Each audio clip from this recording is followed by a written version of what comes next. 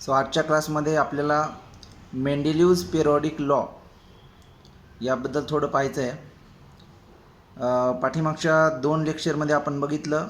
पहिल्या लेक्चरमध्ये डोबेरायनर-स्ट्राइड, त्याच्यानंतर आपण बघितलं न्यूलँड्स ऑक्टेव्ह लॉ, ठीक आहे, किंवा न्यूलँड्स ऑक्टेव्ह, ठीक आहे. डोबेरायनर-ट्राइडमध्ये आपण काय बघितलं होतं? डोबेरायनर-ट्राइडमध्ये की त्यावेळी ज्या काही इलेमेंटचा शोध लागलेला होता त्या इलिमेंटमध्ये डोबेरायनरने काय केलं, 3 इलिमेंटचे ग्रुप केले, त्यांना ट्राइड असं नाव दिलं. आणि ते ग्रुप कशा प्रकारे केले तर त्या इलिमेंटचा त्याने ॲटॉमिक मासच्या चढत्या क्रमाने क्रम लावला, बरोबर ना. ॲटॉमिक मासच्या चढत्या क्रमाने म्हणजे जे सगळ्यात लहान ॲटॉमिक मास असेल ते अगोदर, त्याच्यानंतर त्याच्यापेक्षा ॲटॉमिक मास जास्त असणारा एलिमेंट मध्ये, आणि त्याच्यापेक्षा जास्त ॲटॉमिक मास असणारा 3 नंबरला. असे 3 इलिमेंटचे ग्रुप केले. त्यावेळेस जे काही इलिमेंट माहीत होते ते, आता त्याचा नक्की संख्या किंवा त्याचा आकडा आपल्याला दिलेला नाही डोबेरायनरच्या वेळेसचा. आणि डोबेरायनरचा लॉ मागे का पडला तर हा सगळ्या इलिमेंटसाठी ॲप्लिकेबल नाही आहे, बरोबर ना. असे ग्रुप सगळ्या इलिमेंटचे त्यावेळेस करता येत नव्हते, म्हणून डोबेरायनर-ट्राइड मागे पडलं. याच्यानंतर न्यूलँड्स ऑक्टेव्हमध्ये बघितलं की त्यावेळेस जे काही इलिमेंट शोधले गेले होते, बरोबर, तर त्याचे पण त्याने काय सांगितलं होतं त्या ऑक्टेव्ह लॉमध्ये की पहिला आणि 8वा इलिमेंट यांच्या प्रॉपर्टीज काय असतात, ह्या सिमिलर असतात, बरोबर. पण हा लॉ पण सगळ्या इलिमेंटच्या बाबतीत लागू होत नव्हता, बरोबर, न्यूलँडचा ऑक्टेव्ह लॉ. कारण त्यावेळेस पण जवळपास जे 56 इलिमेंट शोधले गेले होते त्या सगळ्या इलिमेंटच्या बाबतीत हा लॉ ॲप्लिकेबल नव्हता, म्हणून न्यूलँड्स ऑक्टेव्ह पण मागे पडलं. याच्यानंतर पुढे संशोधन चालू ठेवलं हे मेंडेलिव्हने, बरोबर. तर आता हा मेंडेलिव्ह सायंटिस्ट आहे, मेंडेलिव्ह, त्याचं नाव आहे दिमित्री मेंडेलिव्ह. सो दिमित्री मेंडेलिव्ह हा एक रशियन सायंटिस्ट आहे. नोट्समध्ये क्वेश्चन काय विचारला जाईल अगोदर या टॉपिकचं नाव आहे मेंडेलिव्ह पिरियॉडिक लॉ, ठीक आहे ना. तर मेंडेलिव्ह पिरियॉडिक लॉमध्ये क्वेश्चन विचारला आहे, write short note on Mendeleev periodic law. तर मेंडेलिव्हने जो काही पिरियॉडिक लॉ तयार केला आहे त्याच्यावरती आपल्याला शॉर्ट नोट लिहायची. हा क्वेश्चन नंबर 3 आहे, बरोबर. क्वेश्चन नंबर 1 होता अबाउट डोबेरायनर-ट्राइड. क्वेश्चन नंबर 2 आपण सराव केला आहे न्यूलँड्स ऑक्टेव्हच्या बाबतीत, आणि हा 3रा आहे write short note on Mendeleev periodic law, ठीक आहे ना. हा मेंडेलिव्ह पिरियॉडिक लॉ आहे. तर याच्यामध्ये अगोदर आपण त्या सायंटिस्टची माहिती घेऊ. डिमिट्री मेंडेलिव्ह हे त्याचं नाव आहे. Dmitri Mendeleev is a Russian scientist. रशियाचा हा एक शास्त्रज्ञ आहे, ठीक आहे. काय केलं त्याने अगोदर थोडं तुम्हाला सारांश माहिती सांगतो. आपण मेंडेलिव्हसाठी वापरलं ही, ठीक आहे ना, ही म्हणजे तो मेंडेलिव्ह. तर या मेंडेलिव्हने एक टेबल तयार केला, ठीक आहे. त्या टेबलचं नाव आहे पिरियॉडिक टेबल, मराठी त्याला आवर्त सारणी आपण म्हणतो. आता टेबल म्हटलं की आपल्याला माहिती आहे त्याच्यामध्ये काही कॉलम असतात आणि काही रो असतात. कॉलम म्हणजे जे काही उभे कॉलम असतात आणि रो कसे असतात, हे आडव्या पट्ट्या असतात, बरोबर ना. याचा टेबल तयार होतो. मग त्याने असा एक टेबल तयार केला, त्याला नाव आहे पिरियॉडिक टेबल. त्यावेळेस जवळपास 63 इलिमेंट माहीत होते. नॉन इलिमेंट म्हणजे त्यावेळेस माहीत असलेले इलिमेंट, बरोबर. आता हे पुढचं संशोधन आहे. आपल्याला माहिती आहे की न्यूलँडच्या वेळेस किती होते, न्यूलँडच्या वेळेस 56 इलिमेंटचा शोध लागलेला होता. मग आणखी काही त्यात इलिमेंट ॲड झाले आणि नंतर रिसर्च कोणी चालू ठेवलं, मेंडेलिव्हने, बरोबर. तर दुसरी नोट्स नीट लक्ष द्या, काय सांगताय. He made periodic table of 63 non elements. He made म्हणजे डोबेरायनरने काय तयार केला, एक पिरियॉडिक टेबल तयार केला, बरोबर, ऑफ 63 नॉन इलिमेंट. किती इलिमेंटचा? 63 इलिमेंट्सचा, बरोबर. आणि कशाच्या बेसवर तयार केला, कसा तयार केला, कशाच्या बेसवर? On the basis of the chemical and physical properties of elements. He note फार महत्त्वाची आहे. मेंडेलिव्हने काय केलं, 63 इलिमेंटचा एक टेबल तयार केला की ज्या टेबलला पिरियॉडिक टेबल असं नाव आहे. आणि हा पिरियॉडिक टेबल कशावरती अवलंबून आहे किंवा कोणत्या बेसवर अवलंबून आहे, तर त्या इलिमेंटच्या केमिकल आणि फिजिकल प्रॉपर्टीज म्हणजे रासायनिक आणि भौतिक गुणधर्म, बरोबर ना. म्हणजे महत्त्वाचा मुद्दा त्या टेबलमध्ये काय आहे, तर म्हणजे त्याचे विभाग कसे पाडले इलिमेंटचे, की ज्यांच्या केमिकल आणि फिजिकल प्रॉपर्टीज सारख्या आहेत ते एका ग्रुपमध्ये, आणखी काही इलिमेंट असतील त्यांचे फिजिकल केमिकल प्रॉपर्टीज वेगळे ते दुसऱ्या ग्रुपमध्ये. असे रासायनिक आणि भौतिक गुणधर्मांच्या आधारावरती त्यांनी ग्रुप तयार केले, बरोबर ना. म्हणूनच ही नोट महत्त्वाची आहे, नीट लक्ष द्या. मेंडेलिव्हने काय केलं आहे, he made periodic table of 63 known elements on the basis of the chemical and physical properties of elements. त्यांनी काय केलं रिसर्च हे आपल्या दुसऱ्या नोट्समध्ये महत्त्वाचं सांगितलं गेलं, बरोबर ना. परत एकदा समजावून घ्या. मेंडेलिव्हने 63 एलिमेंट्स असलेला, त्यावेळी जे 63 एलिमेंट माहीत होते त्याचा एक टेबल तयार केला. त्या टेबलला नाव आहे पिरियॉडिक टेबल. आणि हा कशाच्या बेसिसवर तयार केला, कोणत्या मुद्द्याचा आधार घेतला, तर chemical and physical properties of element. On the basis of chemical and physical properties of element, रासायनिक आणि भौतिक गुणधर्मांवर आधारित. ठीक आहे. नेक्स्ट, आता जसं डोबे रायनरने केलं होतं की एलिमेंटचा त्याच्या ॲटॉमिक मासच्या चढत्या क्रमाने घेतले होते, increasing order of atomic mass, same मुद्दा कोणी घेतला होता, न्यूलँड्सने. त्याच्या न्यूलँड्स ऑक्टेव्हमध्ये जो क्रम लावला होता तो पण कसा होता, ॲटॉमिक मासच्या चढत्या क्रमाने. सेम थिंग येथे मेंडेलिव्हने वापरले. जे 63 एलिमेंट शोधले गेले होते त्या 63 एलिमेंटची अरेंजमेंट ही कशा प्रकारे लावली त्यांनी, increasing order of their atomic masses, म्हणजे चढत्या क्रमाने. ज्याचा ॲटॉमिक मास कमी आहे तो अगोदर, त्याच्यानंतर त्याच्यापेक्षा जास्त ॲटॉमिक मास असलेला नंतर, त्याच्यानंतर त्याच्यापेक्षा जास्त ॲटॉमिक मास असलेला नंतर. अशा प्रकारे ॲटॉमिक मासच्या इन्क्रीजिंग ऑर्डरप्रमाणे म्हणजे चढत्या क्रमाने त्यांनी काय केली, त्या टेबलमध्ये एलिमेंटची अरेंजमेंट केली. म्हणून तिसरा महत्त्वाचा मुद्दा या नोट्समध्ये, ही अरेंज्ड, ही तुम्हाला सांगितलं की डोबे रायनरसाठी वापरले आपण. ही अरेंज्ड, त्याने अरेंज केलं, he arranged the elements in an increasing order of their atomic masses. म्हणजे मेंडेलिव्हने त्या एलिमेंटची टेबल म्हणजे अशी अरेंजमेंट केली आहे. कशी अरेंजमेंट केली आहे, increasing order of their atomic masses, एलिमेंटच्या ॲटॉमिक मासच्या चढत्या क्रमाने. बरोबर, महत्त्वाची नोट आहे ही. ही नोट सेम डोबे रायनरला पण आहे, ते 3 जे एलिमेंटचे ग्रुप केले होते, आणि सेम न्यूलँड्सला पण आहे. त्यामुळे हा मुद्दा सगळ्यांना सारखा आहे, हा आपल्या लक्षात राहण्यासारखा आहे, बरोबर ना. तिन्हींना हा लक्षात ठेवायचा, तिन्ही रूलच्या बाबतीत हा लक्षात ठेवायचा. याच्यानंतर आता जे मग तुम्ही सांगितलं की बाबा मेंडेलिव्हने कोणत्या बेसिसवर टेबल तयार केला, तर आपण उत्तर देणार chemical and physical properties of element, बरोबर. मग परत प्रश्न निर्माण होतो की बाबा मग कोणत्या केमिकल आणि फिजिकल प्रॉपर्टी आहेत, कोणते असे भौतिक गुणधर्म आहेत, कोणते असे रासायनिक गुणधर्म आहेत की ज्याच्या आधारावर त्याने हा टेबल तयार केला. चौथ्या मुद्द्यामध्ये त्याचं उत्तर आपल्याला द्यायचं आहे की the properties consist of, properties म्हणजे कोणत्या, ह्या केमिकल आणि physical. The properties consist of म्हणजे या प्रॉपर्टीजमध्ये काय कन्सिस्ट आहे, काय येतं या प्रॉपर्टीमध्ये, melting points, boiling points, densities of the element, म्हणजे त्या एलिमेंटचा वितरणांक, म्हणजे वितळण्याचं टेम्परेचर, म्हणजे कोणत्या टेम्परेचरला ते मेल्ट होतं, बरोबर ना. त्याच्यानंतर कोणत्या टेम्परेचरला ते बॉईल होतं म्हणजे उकळतं, म्हणजे किती आता तुम्हाला माहिती आहे की पाणी हे 100 डिग्री सेल्सिअसला उकळतं, म्हणजे 100 डिग्री सेल्सिअस हा पाण्याचा बॉइलिंग पॉईंट झाला, बरोबर ना, उकळण्याचा बिंदू झाला.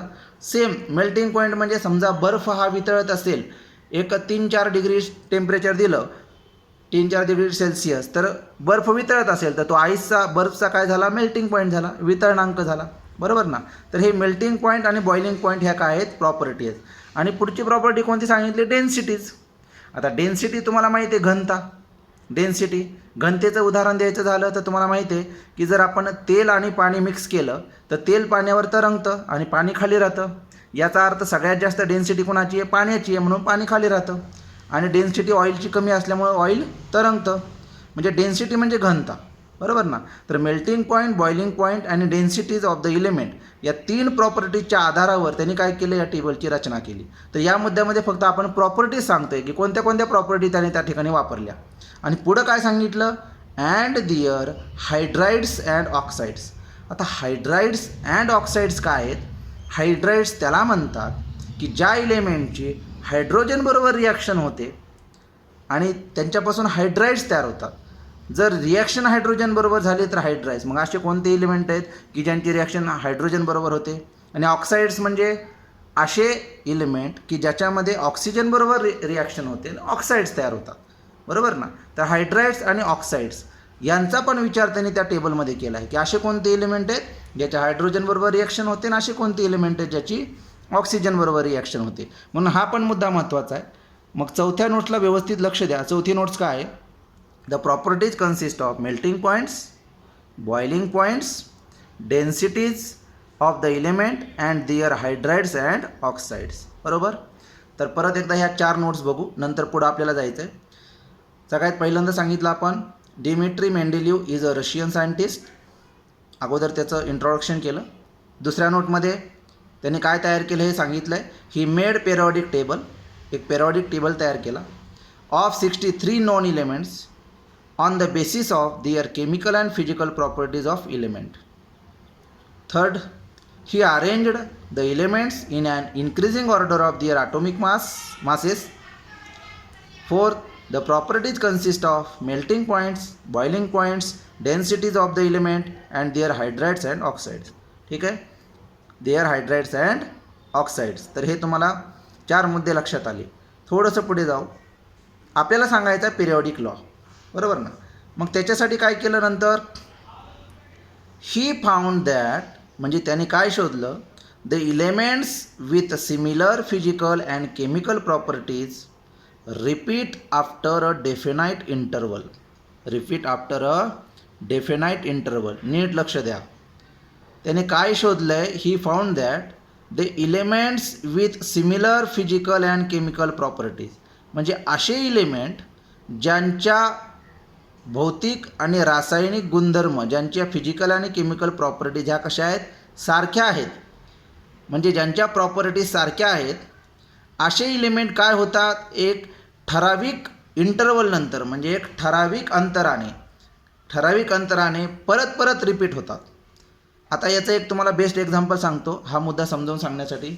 आपल्या बुकमध्ये एक मेंडेलिवचा टेबल दिला आहे, तो फक्त समजून घेण्यासाठी बघा. टेबल दाखवतो तुम्हाला. हा मेंडेलिवचा टेबल आहे, ठीक आहे ना. मेंडेलिव पेरियॉडिक टेबल आहे हा काही तुम्हाला पाठ करायचा नाही आहे, फक्त एक्झाम्पलसाठी समजून घ्या. आता त्यांनी काय केलं आहे? हे बा, हे कॉलम केलेले आहेत, ठीक आहे ना. मेंडेलिवच्या टेबलमधले हे कॉलम आहेत. त्या कॉलमला त्याने नाव दिलं ग्रुप. तर हा पहिला कॉलम म्हणजे ग्रुप 1, दुसरा कॉलम म्हणजे ग्रुप 2, तिसरा कॉलम म्हणजे ग्रुप 3, चौथा म्हणजे ग्रुप 5, असे त्याने 7 कॉलम केले. बरोबर. आणि जे रोज आहेत ना, हे बघा, हे हॉरिझॉन्टल रो आहे. इथं सिरियल नंबर नाव आहे 1, इथं दिलं आहे 2, इथं 3, इथं 4. तर या रोला नाव दिलं पिरियड. म्हणजे व्हर्टिकल कॉलमला नाव दिलं त्याने ग्रुप, आणि हॉरिझॉन्टल रोज जे आहेत, ज्या आडव्या पट्ट्या आहेत, त्यांना नाव दिलं त्याने पिरियड्स. म्हणजे period number 1, period number 2, period number 3, म्हणजे हे झाल्या आडव्या लाईन्स. बरोबर ना. म्हणजे हे रोज. तर या पिरियॉडिक टेबलमध्ये आत्ताचा जो मुद्दा सांगितला आहे की बाबा एलिमेंट ठराविक अंतरानंतर सिमिलर प्रॉपर्टीज असलेले एलिमेंट रिपीट होतात. म्हणजे कसं बघा, पहिल्या पिरियडमध्ये काय आहे? हायड्रोजन दिला आहे. बरोबर. त्याच्यानंतर कोणतेही एलिमेंट नाही. सेकंड याच्यामध्ये दिला, सुरुवात होते लिथियमने, सुरुवात होते लिथियमपासून, परत बेरियम, बोरॉन. मग सिमिलर प्रॉपर्टीज असलेले एलिमेंट कोणते? तर ग्रुप नंबर 1मध्ये जेवढे एलिमेंट आहेत ते सगळ्यांच्या प्रॉपर्टीज ह्या सिमिलर आहेत. ग्रुप नंबर 2मध्ये जे एलिमेंट आहेत त्यांच्या प्रॉपर्टीज सिमिलर आहेत. म्हणजे बघा, लिथियम झाल्यानंतर काही एलिमेंट गेल्यानंतर परत सोडियम आलं, म्हणजे सोडियमच्या प्रॉपर्टीज आणि लिथियमच्या प्रॉपर्टीज सारख्या. म्हणजे लिथियम झाल्यानंतर काही ठराविक इंटरवलनंतर काही ठराविक एलिमेंट निघून गेल्यानंतर परत काही एलिमेंटच्या प्रॉपर्टी त्या लिथियमबरोबर मॅच होतात. बरोबर ना. सेम सोडियमच्या बाबतीत की सोडियमच्या आणि पोटॅशियमच्या प्रॉपर्टीज मॅच होतात, पण त्याच्यासाठी काही एलिमेंट अगोदर जाऊ द्यावे लागतात. सेम पोटॅशियम आणि इथं Cu असेल. बरोबर ना. म्हणजे Cu, त्याच्यानंतर Rb आहे, त्याच्यानंतर Ag आहे. हे ठराविक एलिमेंट आहेत. बरोबर ना. याचा आपले लॉंग फॉर्म आपल्याला पुढे जाऊन टेबलमध्ये बघायचे. समजा हे कॉपर आहे. बरोबर ना. Cu म्हणजे कॉपर आहे. तर यांच्या प्रॉपर्टी जे ग्रुप आहेत ना, त्या ग्रुपमध्ये जेवढे एलिमेंट आहेत ते एका ग्रुपमध्ये आहेत, म्हणजे यांच्या प्रॉपर्टी सिमिलर आहेत. म्हणजे ठराविक इंटरवल झाल्यानंतर काही एलिमेंट हे सिमिलर प्रॉपर्टी असलेले येतात. त्याचं हे बेस्ट एक्झाम्पल आहे. सेम वे ग्रुप 2मध्ये सिमिलर प्रॉपर्टीज आहेत, सेम वे ग्रुप 3मध्ये सिमिलर प्रॉपर्टीज असलेले एलिमेंट आहेत. म्हणजे हे तुम्हाला फक्त समजावून घ्यायचं आहे. ठीक आहे ना. तर हाच मुद्दा सांगितला आहे. एक एक्झाम्पल दाखवण्यासाठी तुम्हाला पुस्तकामध्ये दाखवला टेबल काय लक्षात ठेवायचं नाही आहे.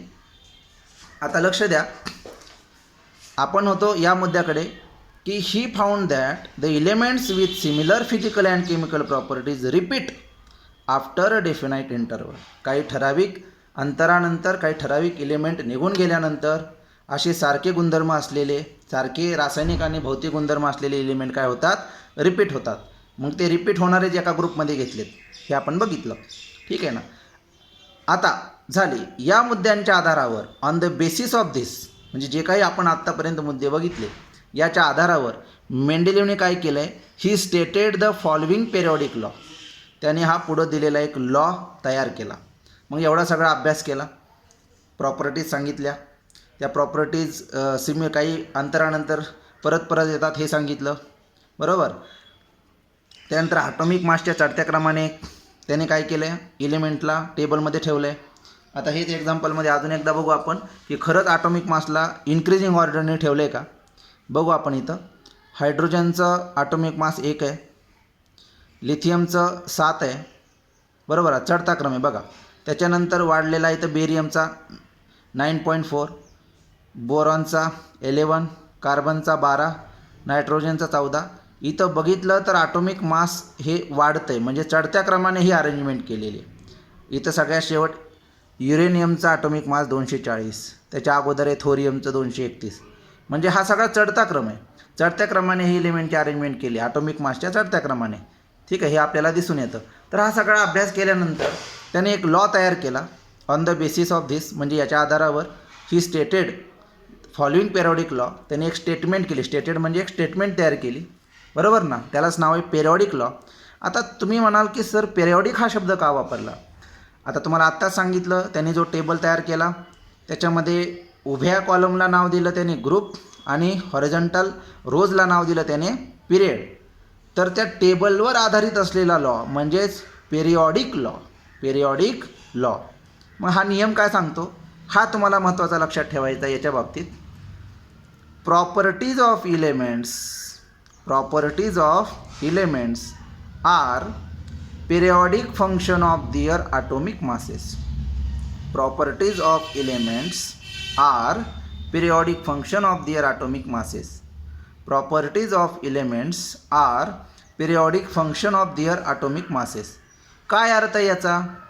प्रॉपर्टीज ऑफ इलेमेंट्स म्हणजे इलेमेंट्सचे जे गुणधर्म आहेत, त्या इलेमेंटचे, त्या मूलद्रव्यांचे जे गुणधर्म आहेत ते काय आहेत, तर periodic function of their atomic masses. म्हणजे त्या इलेमेंटचे जे ॲटॉमिक मास आहेत त्या ॲटॉमिक मासचे ते काय आहेत, पिरियॉडिक फंक्शन. पिरियॉडिक फंक्शन म्हणजे काय, हा मुद्दा कसा समजावून सांगायचा, नीट लक्ष द्या. जे आपण एक्झाम्पलमध्ये ग्रुप बघतोय बघा, परत एकदा त्या टेबलकडे आपण येऊ. पिरियॉडिक फंक्शन म्हणजे काय बघा, हायड्रोजन त्या ग्रुपमध्ये दुसरं आहे, दुसऱ्या पिरियडमध्ये लिथियम, तिसऱ्यामध्ये आहे सोडियम, चौथ्यामध्ये आहे पोटॅशियम, पाचव्यामध्ये आहे कॉपर, बरोबर ना. या सगळ्या इलेमेंटच्या ज्या प्रॉपर्टीज आहेत, प्रॉपर्टीज ऑफ इलेमेंट, बरोबर ना, हे पिरियॉडिक फंक्शन आहेत. पिरियॉडिक फंक्शन म्हणजे काय की एका ठराविक पिरियडनंतर, ठराविक इंटरवल झाल्यानंतर ते इलेमेंट परत येतात, बरोबर ना. म्हणजे ग्रुप 1मध्ये हे किती रो असतील, आता टेबलमध्ये टोटल 12 रो आहेत, बरोबर ना, टोटल 12 रो आहेत.